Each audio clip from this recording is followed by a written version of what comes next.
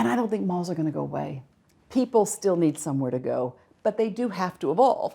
And those that have added entertainment and food and beverage, it used to be that 80-20 rule. It'd be 80 shopping and 20 experience. It's got to go the opposite now, because all the shopping you can do faster, cheaper, et cetera, online.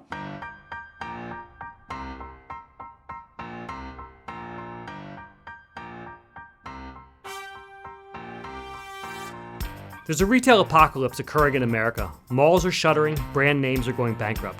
More than 60,000 store workers this year have lost their jobs. But there's one retailer that has survived in the storm, and that's Apple.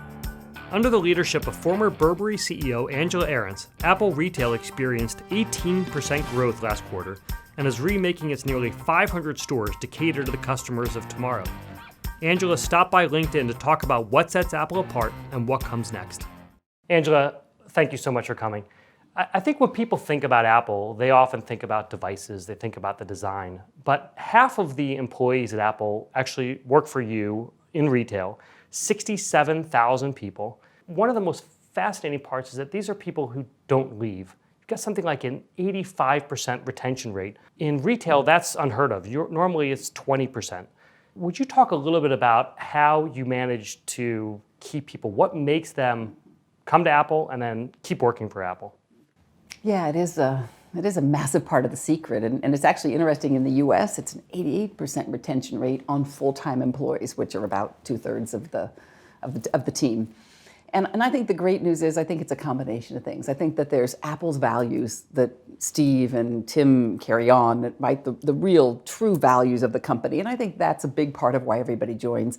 But then there's I don't want to say a different culture in retail, but there is also an incredible high energy, uniting, almost a community feeling in retail. And that existed. I had absolutely nothing to do with it.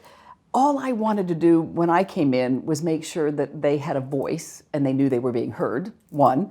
And two, I talk a lot about one Apple, that they also, same benefits, shares in the company, education, aid.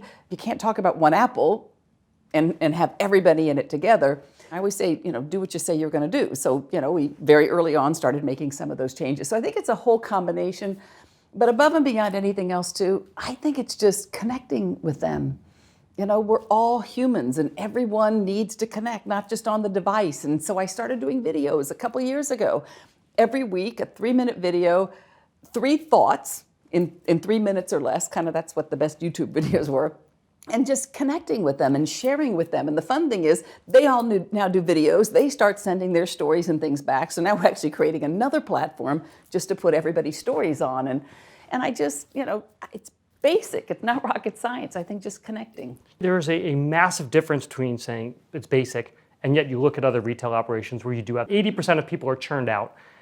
It's got to be more than just listening, isn't it? Is there anything else you're doing? Is there anything in hiring? Is there anything in retention? When you do surveys, what do people say are the top things that keep them in the stores? Yeah.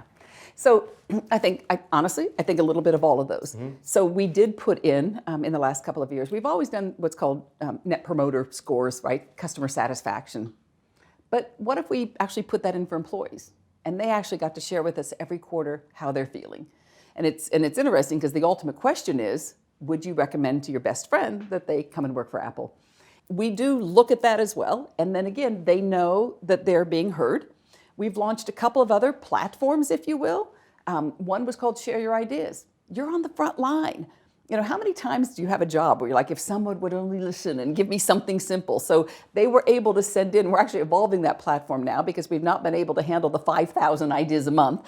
And then the other thing we also did was, Tim talks a lot about our higher purpose or being a ripple in the pond. And Steve started it by enriching lives and changing lives. So I actually think it is also who we hire and why they come. And I do think that there's a higher purpose or a higher mission. So we're also trying to unlock that as well.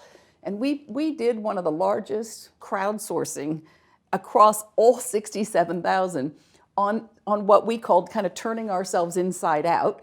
And what did they feel we should be doing, not just in our stores, but also to help impact communities. What'd they say? First of all, they bombarded this with about, a couple thousand ideas, and then we honed that down to 1,000, honed that down to 463. And then we've been playing with 7 pilots right now, which coincidentally are not far off of the company's values, right? Whether it's making our products more accessible, specifically for those in need, et cetera. Whether it's helping unlock entrepreneurs in a community where, maybe we have felt handicapped because we haven't had. And then what happens is we start to pilot, they share the ideas, and then we make a move. So we announced a new position, a business pro. We said we're going to start to put boardrooms in the new stores so there's a gathering place for all of the local entrepreneurs to come in. So I think it's a combination, right? You have to ask, and then you have to do. And then you ask, and then you build this incredible amount of trust and momentum. And you're changing all the stores. You started this about around this time last year. Next gen store concept, you're getting rid of the term store, is that right? These are not called stores anymore. What's worked, what hasn't worked? Anything that you're changing as you roll out these next gen concepts? So we'll have about 100 of the new store design concept by the end of the year. You've probably heard a lot about the bigger ones that are opening, but we're also replacing. In America, half of the stores that were opened before the iPhone launched. Crazy, right? So they're smaller, 1 table wide, and so we're replacing 30 to 35 stores a year, and double, tripling the size, and then continuing to open new stores. But the most important thing that I think we've done for the next gen store is we also talk to the teams as if it's a product, because that's what they know. So we talk about the architecture of the store being the hardware and what we're doing to the hardware to make it better for them, better for the community, et cetera. And we talk about transparency. Like in the mall stores, there's a whole new pivot door system. And so you don't know where the store begins or the mall ends, if you will. And typically we'll do it on both sides, like the new Union Square store in San Francisco. The door is totally open, so it's totally transparent. And we talk about it being one with the community. Mm-hmm. And so all of the hardware and the 5 new features we've added to the hardware, from the boardroom I mentioned, to the forum, which is a gathering place, a town square, to the avenues now that dot around the town square, which simply bring to life the top 4 passions that people use their products for. Steve often talked about when technology is married with liberal arts, is married with humanities, that's the successful business model, and that's what makes our hearts sing. We've evolved the org. There's now a creative pro for each one of those passions. And what we're also launching the middle of May is what I call the software for the store. So overnight, we're installing the infrastructure, the technology, increasing the seating, turning up the audio, installing 50,000 beacons into the stores, et cetera, et cetera. So all overnight, so that we can launch the new software in the stores called Today at Apple. How many stores are we talking about? 400. What does it take to refresh? There's a difference with software. You push it to all the computers. That seems a lot easier than bringing workmen in and having something, overnight across 30 countries. All right. Yeah. So all the stores that will not be replaced in the next 12 months are undergoing this refresh. So the hardware refresh, their walls, et cetera, and then we'll also be turning on the programming called Today at Apple. And all that means is every one of those passions and those creative pros, those creative pros will now each have curriculums. So very specifically, depending on what level of photography you're into, all the way up to being a pro, they'll demo product for you, sign you up for one of these new sessions, all the way down to teaching coding.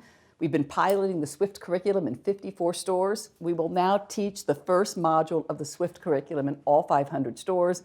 Bring your kids in on a Saturday morning, but it'll be multiple times a day, 7 days a week. So each one of these, that's the Today at Apple program. The stores become a place to experience physically live everything you've been doing on your device. You talk about, with such excitement about what you're creating and rolling out, you read all the stories about what's going on in retail, and retail apocalypse is what everyone's talking about. I mean, it is 9 bankruptcies so far this year, as many as there were last year, 30,000 retail workers laid off in February, and then another 30,000 in March. These are really dire times for retail. What are people doing wrong? What do your peers and other people who are out there trying to sell, what do they not get? Mm-hmm.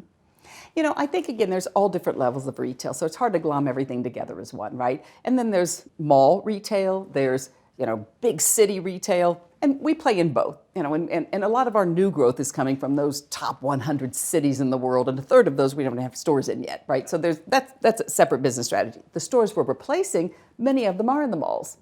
Many of them drive more traffic and do more business than most any other store in the mall. And I don't think malls are going to go away. People still need somewhere to go, but they do have to evolve.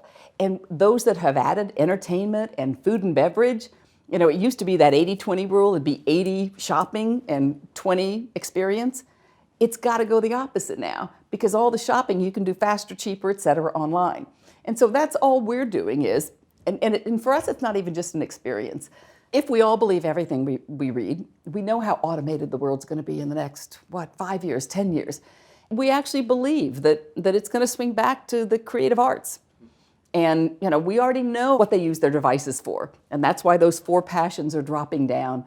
And if we can help them be better photographers, better video editors, better filmmakers, et cetera, because I do think those are the skills that's going to shift back to in the age of automation.